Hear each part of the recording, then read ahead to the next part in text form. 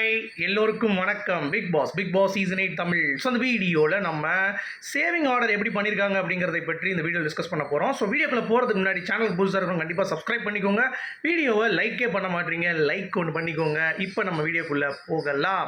So இன்றைக்கி saving order வந்து பார்த்தீங்க அப்படின்னா பயங்கரமான ஒரு பிளானில் வந்து பண்ணியிருக்காங்க. அதாவது கோவா கேங்கை வந்து ரோஸ்ட் அடித்து விட்டு நல்லா செதற அடித்து கீழே விழுற அளவுக்கு தள்ளி விட்டு தண்ணி கொடுக்குற மாதிரி நீங்கள் சேவ்டு அப்படின்ற மாதிரி கொடுத்து விட்டாரு.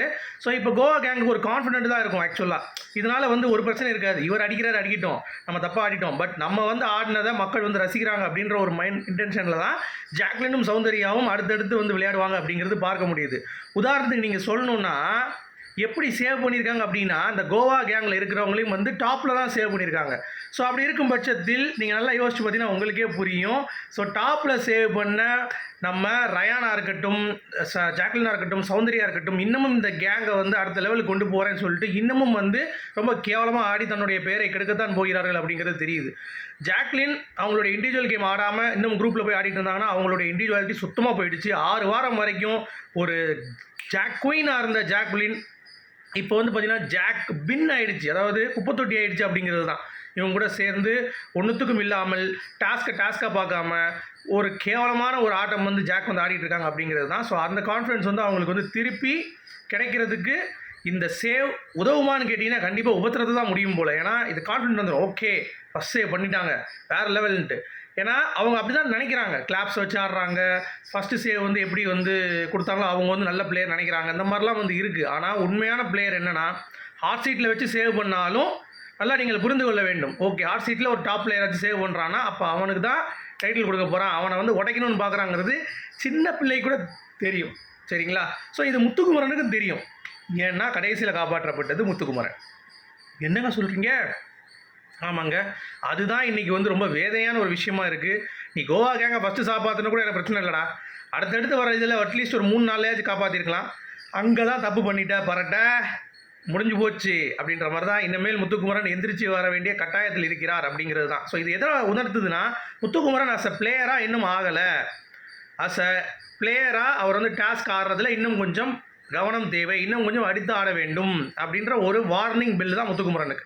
ஸோ இதை அவர் கண்டிப்பாக ஏற்றுக்கொண்டு பின்னாடி வந்து பெரிய லெவலுக்கு வருவார் அப்படின்ற ஒரு எண்ணம் இருக்குது. ஏன்னா இப்போயே டைட்டில் வின்னர் அவர் தான். காம்படிஷன் வந்து இப்போதைக்கு இல்லவே இல்லை, இப்போ தான் அங்கங்கே ஒரு முட்டு வந்து மலருது. ஸோ அப்படி இருக்கும் பொழுது இன்னமும் வந்து இவரை கீழே தள்ளி அவங்க ஏதாவது பெர்ஃபார்ம் பண்ணாங்கன்னா தான் முந்த முடியும். ரொம்ப டஃப். முத்துக்குமரன் தான் இப்போதைக்கு, வேறு எவனுமே கிடையாது, ரேஸ்லே இல்லைன்னு வைங்களேன். பட் இருந்தாலும் விஜய்டி ஏதாவது கில்மா பண்ணி ஏதாவது ஒன்றை வந்து கொண்டு வந்து இவரை டவுன் பண்ணுறதுக்கு பார்த்தா கூட இது ஒரு வார்னிங் தான் அடிக்கும். அதாவது ஹாட் சீட்டில் வச்சா முத்துக்குமரன் வந்து டெஸ்ட்ராய் ஆயிடுவான், ஹாட் சீட்டில் வச்சா அவன் வந்து ஓட்டு இல்லைன்னு நினச்சிப்பான் அப்படின்ற மாதிரி ஒரு கேம் வந்து பண்ணுறாங்க. அது ஸ்ட்ராங் பிளேயர் எவனுக்குமே மண்டையில் ஏறாது. எல்லாத்துக்கும் பிக் பாஸோட ஃபார்மேட் தெரியும் கண்ணா, ஹாட் சீட்டில் வச்சா ஓட்டு இருக்குன்னு தெரியும் கண்ணா, அதுவும் ஸ்ட்ராங் பிளேயருக்கு இருக்குன்னு தெரியும் கண்ணா, சரியா? ஸோ அது வீக் பிளேயருக்கு வச்சா கூட கொஞ்சம் யோசிப்பான் என்ன அப்படின்ட்டு. ஸோ இப்போதைக்கு இதில் இருக்கவரை அவன் தான் ஸ்ட்ராங்குங்கிறப்ப கண்டிப்பாக வந்து பார்த்தீங்கன்னா அவனுக்கு வந்து ஒரு இது தோணும். ஆனால் கொஞ்சம் பிரேக் ஆகும். ஏன்னா ஜாக்லின் சௌந்தர்யாவுக்கு எப்படி ஃபஸ்ட்டு அப்போ நம்ம எதுவுமே பண்ணலையா, நம்ம அவங்க வந்து ஒரு வேளை அதிகமாக இருக்காங்களோ, ஸ்பேஸ் எடுத்துக்கிறாங்களோ, நம்மளை காட்டலையோ அப்படின்ற அந்த ஒரு ஃபீலிங் இருக்கும். ஸோ முத்துக்குமரன் நீங்கள் ஷோ பண்ண வேண்டிய இது இருக்குது. ஏன்னா அதை ஒரு வார்னிங் பெல்லாம் எடுத்து நீங்கள் இதை நினச்சிக்கோங்க.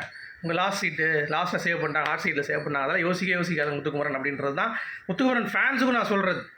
ஏன்னா நிறைய பேர் என்ன ஃபீல் பண்ணாங்க, என்னங்க கடைசியாக காப்பாற்றப்பட்டாங்க. இருக்கட்டும், என்ன ஃபஸ்ட்டு காப்பாற்றி என்ன பண்ண போகிறீங்க? டைட்டில் வந்து முக்கியம், காப்பாற்றி என்ன பண்ண போகிறீங்க, சரியா? So first second Soundarya Jacqueline save, சரியா? 2 பேர் சேர்ந்து.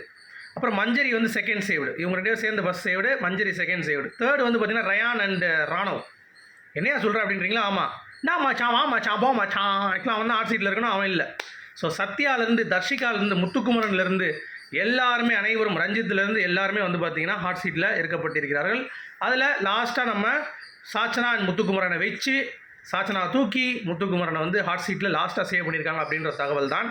இது கண்டிப்பாக அவருடைய ஆட்டத்துக்கு ஒரு பூஸ்டாகத்தான் இருக்குமே தவிர இதனால் தூண்டு போகிறா முத்துக்குமரன் அப்படிங்கிறத பொறுத்து இருந்து பார்க்கலாம். ஸோ உங்களுடைய கருத்துக்கள் என்ன அப்படிங்கிறத சொல்லுங்கள். மீண்டும் அடுத்த சந்திப்போம். அது வரைக்கும் குட் பை. Thank you guys.